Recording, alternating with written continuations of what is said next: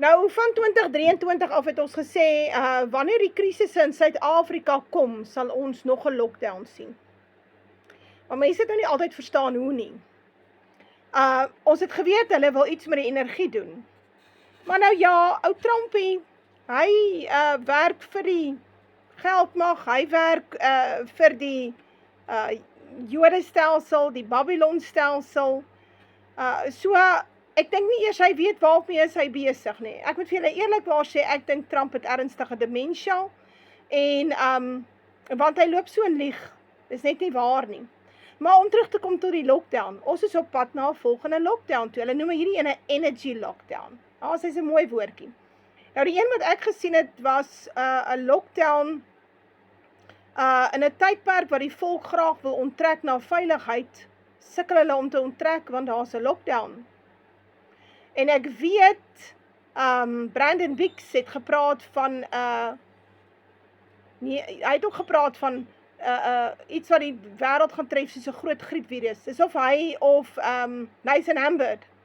Maar hier is jou volgende lockdown. Hulle noem dit 'n energy lockdown en die verslag is reeds uit van die Energy Agency, International Energy Agency, die IEA. En the recommendations is lockdown 2.0. Kom ek lees dit vir julle. Sheltering from oil shocks. Dit was in Maart uitgebring. The key concern is the Strait of Hormuz, a vital passageway through which about 20% of the world's oil passes. With the shipping disrupted by conflict, crude oil prices have surged above $100 a barrel. The IEA's goal is to provide a playbook of emergency measures to help countries drastically reduce fuel consumptions and stabilize markets if shortages worsen. Ekskuus my Engels. Reg, ek het nog nooit vreeslik tyd gehad vir die Engelse nie. Ek is 'n protestant en 'n boer, so. The 10 recommendations is as volg. Nou, hulle sê, work from home where possible to cut commuting. Reduce highway speeds limits by at least 10 kilometers per hour. Wat gaan jou 'n ewigheid vat om by die huis te kom. Encourage public transport over private cars. Hier in Suid-Afrika het ons nie, behalwe as jy in een van die volksvreemde se taxi wil ry. Alternate private car access in large cities. Example based on license plate numbers. Hulle het dit reeds begin inbring in sekere lande. Op grond van jou license plate kan jy dalk elke tweede of elke derde dag ry. Weet jy hoe gaan jy by die werk kom met die ander tye nie? Increase car sharing and adopt efficient driving practices. So jy moet carpooling doen. Promote efficient driving for commercial vehicles and goods delivery. Ja, ek dink daar gaan ook groot probleme kom. As hierdie trokke nie kan hardloop nie, is die rakke leeg. Daai trok moet ten minste eenmal elke 3 dae inkom om die rakke vol te hou.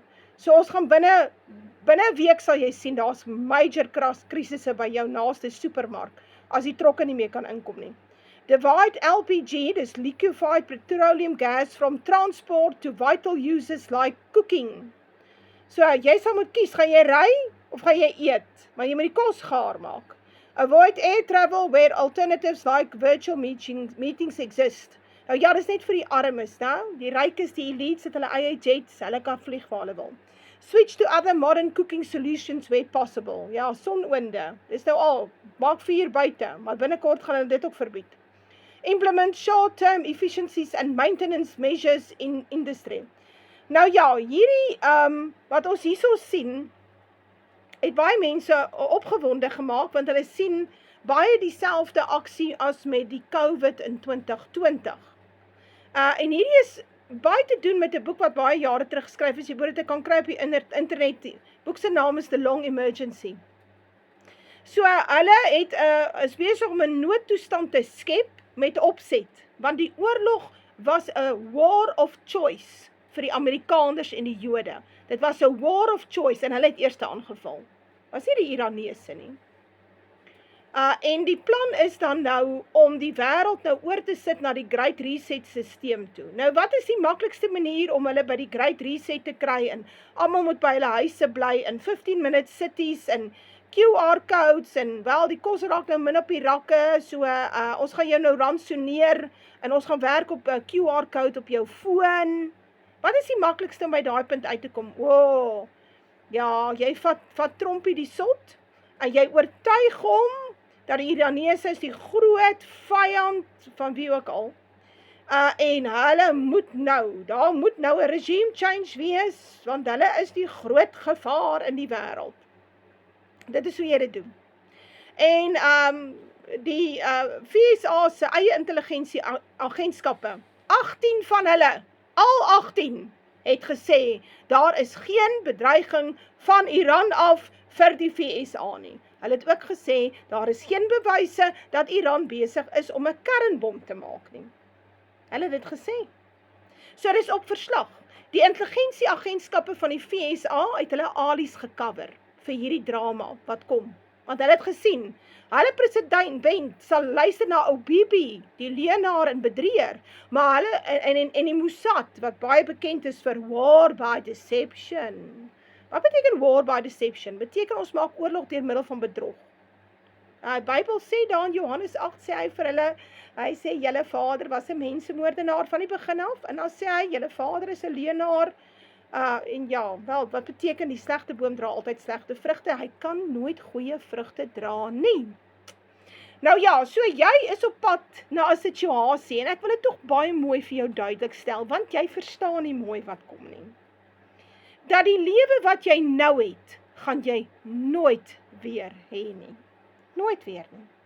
So, alles wat jy nou het, kyk mooi, gaan binne die volgende aantal maande drasties verander.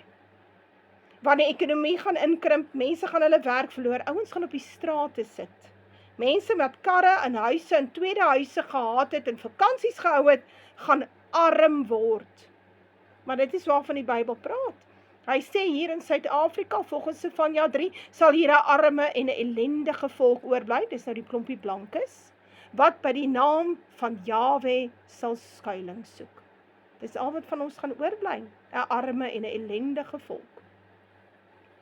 Want hierdie ding wat hulle nou hier inbring, hierdie oorlog wat hulle gemaak het onder andere 'n direkte invloed op die kunsmis. Alles wat hulle daarbo maak, is hulle besig om te verwoes. So die infrastruktuur, wat opgesit is oor jare, oor dekades, om daardie ekonomie aan die gang te hou, en waarmee hulle dan die wêreld aan die gang gehou het, nou ja, daai infrastruktuur word nou verwoes. Het hulle geweet dit gaan gebeur, toe hulle hierdie oorlog begin het? Wel, Trompie sê hy het nie geweet nie. Maar nou ja, ons weet hy's 'n sot.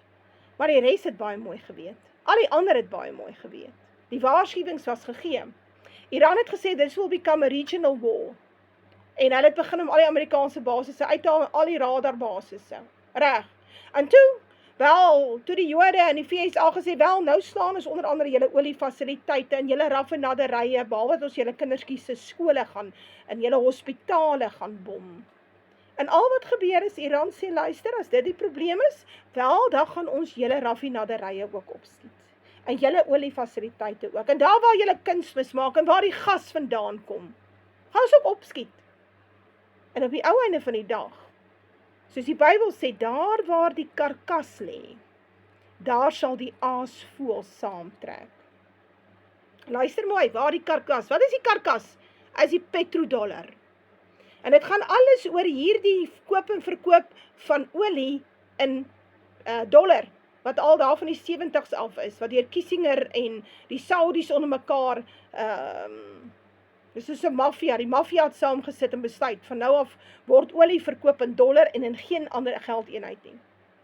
Maar die Russe het die ding begin verander, en die Chinese het dit begin verander, en die Iranese het dit begin verander, en dit het alles te doen met die FSA se baie oorloë wat hulle namens die Joodse staat daar in die Midde-Ooste gevoer het die laaste 30 jaar. So al die extra dollars, wat doen hulle met dit? Hulle maak wapens en lei troepe op, en sit nog basisse op, en bom nog lande, bom nog infrastruktuur, verwoes lande se ekonomie.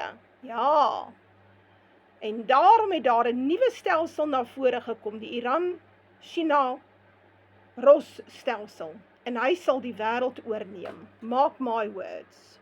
Kyk bietjie hierdie video. Dominoes are falling in days, not weeks. Here's the global oil crisis, country by country, as of today, which is Thursday, March 26th. Made some notes so everybody can easily understand. We'll start with Sri Lanka, right? Rationing, 4-day work week, schools closed. Pakistan, crisis, overnight price surge, long queues, 4-day work week. India, 9 days of reserves left, emergency suppliers being hunted. South Korea, 50 days left, clock ticking. Japan, lied, said 254 days, actual usable reserves, 95. UK, Shell CEO warning shortage starts in April. Germany, gas up 30%, EU emergency plan locked. France, paying 30% more at pumps than 8 weeks ago. South Africa, government says stable, citizens photograph empty pump. Turkey, stocks crash, inflation exploding, currency under pressure. Brazil, watching nervously. Own oil helps, yes, but supply chains hurt. Australia, tanker delays, import dependent, hoping IEA coordination holds. USA, gas prices suspended in states, SPR drawn down, Iran sanctions quietly pop. China, 1.4 billion barrels stockpile, ban exports, still getting Iranian oil. This is day 26 of the Hormuz blockade.